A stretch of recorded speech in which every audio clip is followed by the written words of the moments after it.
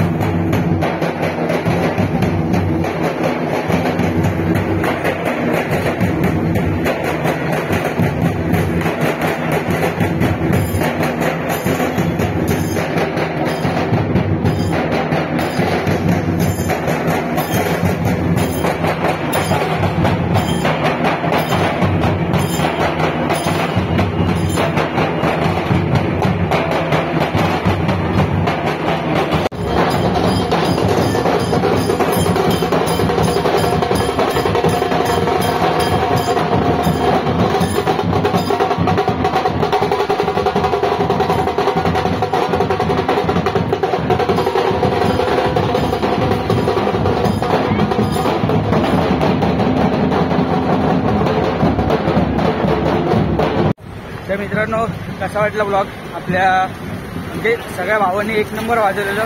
Blue boys ना ते blue boys अरे हा सॉरी ब्लू टायगर नाव आहे आपल्या बरोबर. जे पोरणीले भारी वाजवलं सुक्कावाजा वन साईडमध्ये.